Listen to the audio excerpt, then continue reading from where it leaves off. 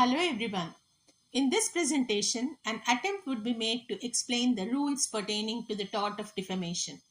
The law of defamation is based on the fundamental principle that the reputation of a member of society, that is, the respect which he commands in the society, and the credit and trust it reposes on his intelligence, honor, and integrity, constitute a valuable asset for him, and it deserves protection at the hands of law.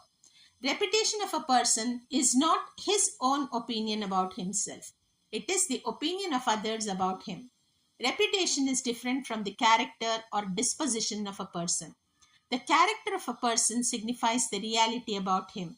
Reputation of a person is what is reported of him by others.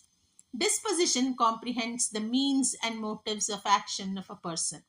It is permanent and settled and reflects the whole frame and texture of the mind of the individual.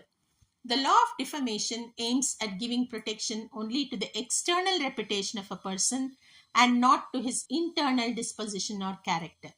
Law recognizes in every man a right to have the estimation in which he stands in the opinion of others, unaffected by false statements to his discredit. Any ridicule of his good name is infringement of this right and therefore is a wrongful act for which civil and criminal proceedings would lie. According to Salmon, the tort of defamation consists in the publication of a false and defamatory statement concerning another person without lawful justification. According to Winfield, defamation is the publication of a statement which tends to lower a person in the estimation of right thinking members of the society generally, or which tends to make them shun or avoid that person.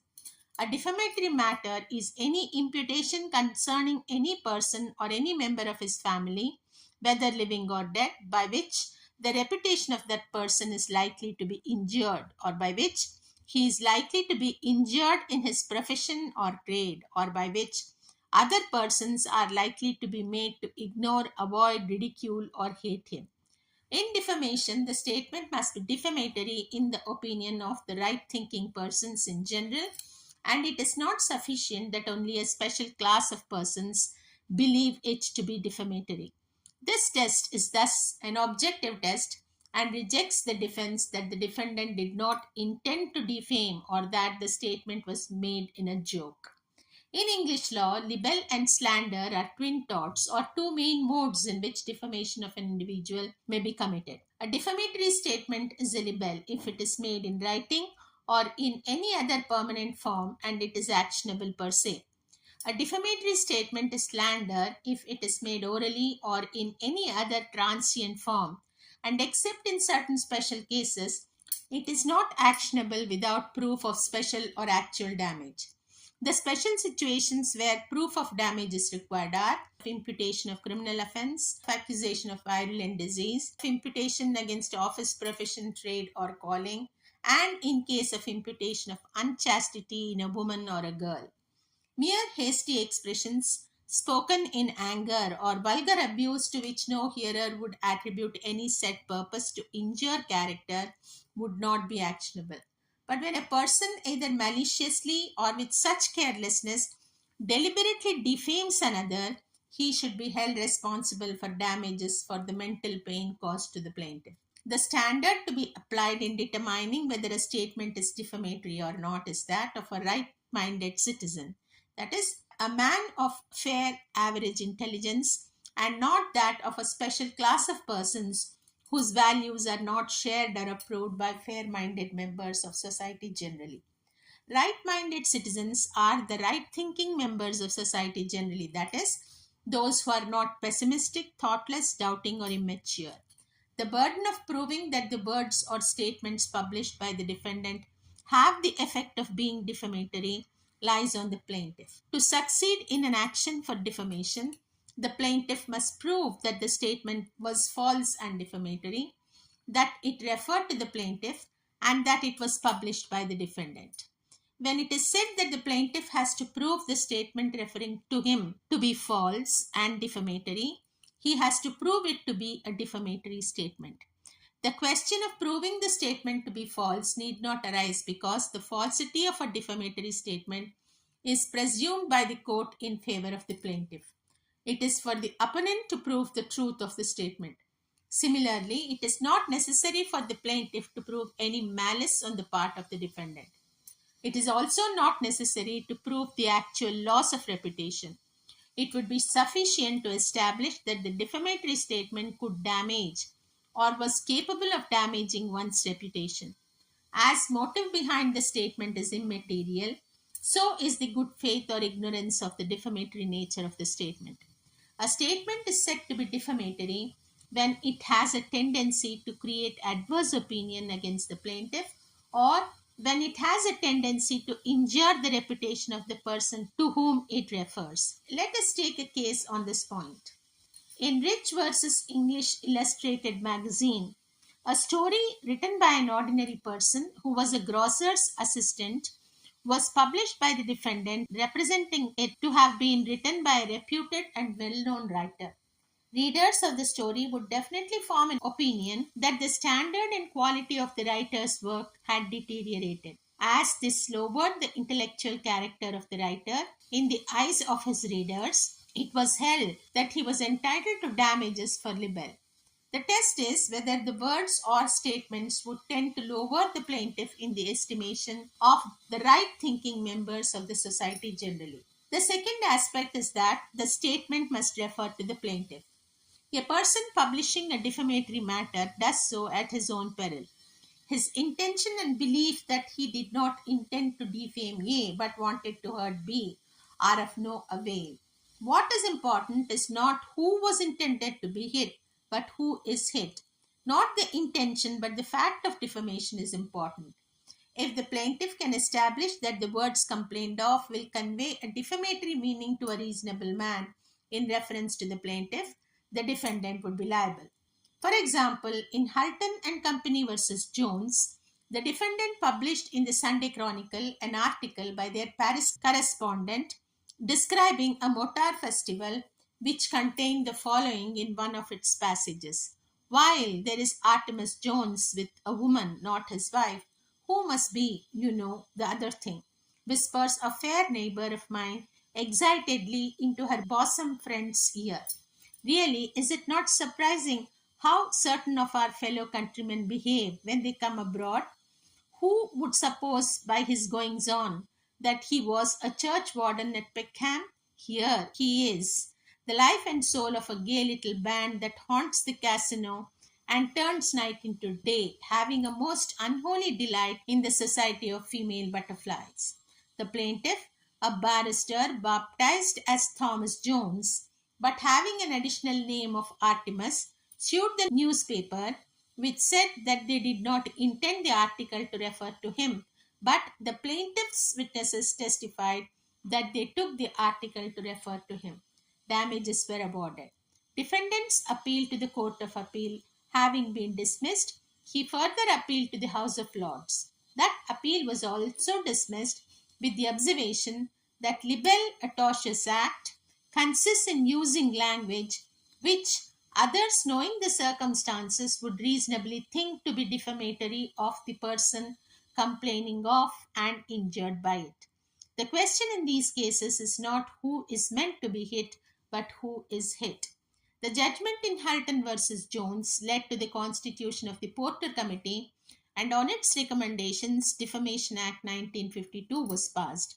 Section 4 of the Act provided a procedure to avoid liability in case of unintentional defamations if it is proved that the publisher did not intend to publish them of and concerning that person and did not know of the circumstances by virtue of which they might be understood to refer to him, or that the words were not defamatory on the face of them and the publisher did not know of the circumstances by virtue of which they might be understood to be defamatory of that other person. And in either case, the publisher exercised all reasonable care in relation to the publication. If an innocent publisher makes an offer of amends, that is, a suitable correction and an apt apology as soon as possible, that will save him from the liability. In libel and slander, it is the words or acts connecting a statement with the plaintiff or the secondary meaning alleged to have been conveyed by an ex facie, innocent or ambiguous statement which renders it defamatory. If the statement is on the face of it not defamatory, in order to maintain an action for defamation, the plaintiff has to prove its secondary or latent meaning. He must set forth in his pleadings the defamatory sense he attributes to them, and this explanatory statement is called innuendo. If there are no facts and circumstances alleged which are capable of supporting the innuendo, the case must be withdrawn. Innuendo cannot be proved merely by inferential evidence, which may be capable of two possibilities. For example, in Cassidy versus Daily Mirror Newspapers Limited, it was held that to publish a photograph of the plaintiff's husband with a certain Miss X under the heading Today's Gossip conveyed to the reasonably minded people an aspersion on the plaintiff's moral character, and she was therefore entitled to succeed. Defamation of the deceased is actionable if the imputations hurt the feelings of his near relatives and would have hurt the deceased had he been alive. Corporations can bring action for defamation on false imputations of insolvency, mismanagement, or unfair and dishonest conduct of affairs of corporation. A member of a class or body of persons against whom libelous matter is issued cannot sue unless it could be shown that it was directed or aimed at him. But if the class is so small that it could fairly be said that all its members are aimed at, a suit will lie and damages will be awarded. In Napfa versus London Express Newspapers Limited, the respondent newspaper published an article referring to an association of political refugees, which it was admitted would have been defamatory if it had been written about a named individual. The appellant was the head of the UK branch of the association, which consisted of some 24 members. It was held that the appellant was not entitled to damages as the words were written of a class, and he had failed to show that they were pointed at him as an individual. The reason why a libel published of a large or indeterminate number of persons, described by some generally, fails to be actionable is the difficulty of establishing that the plaintiff was in fact included in the defamatory statement. Where a libel or slander is published of a partnership firm, the firm not being a legal person cannot sue. In such cases, the partners are the real persons defamed. They either jointly or any one of them can bring an action. A master becomes liable for a libel written and published by his servant within the scope of employment. However, in the absence of valid ratification, he cannot be made liable. Similarly, innocent principal cannot be made liable for the malice of his agent. The third essential element of tort is publication. To publish is to inform or make known to the hearer of something. To publish a defamatory statement or matter is to make it known to any other person than the one defamed. Even a private communication or a single person would suffice, but that person must be a third person, because to communicate the matter to the person defamed is in technical sense no publication. This is so because such a communication does not hurt the reputation of the hearer, since reputation of a person consists in what others think about him and not what he thinks about himself. The means and modes of publication are various, and new methods may be found out. Industrial and technological advancement in electronics and other fields allied to communication, including the internet, have opened doors for novel methods of dissemination. Accordingly, a defamatory matter may be communicated through a letter, pamphlet, cardboard, cartoon, caricature, book, or a gramophone record, a tape recorder, talking picture, or a photograph, or by a television or video program, or radio broadcasting, or by a telegram, telephone message, cassette, lecture, docudrama, or by displaying an effigy or other means and methods signifying meaning, and through internet, which is a recent form of communication. These modes affect reputation of living human beings as well as the dead, a corporation as well as a class of persons, their character, business, trade, profession, or calling, and their efficiency and reputation, its management, and the state of their body.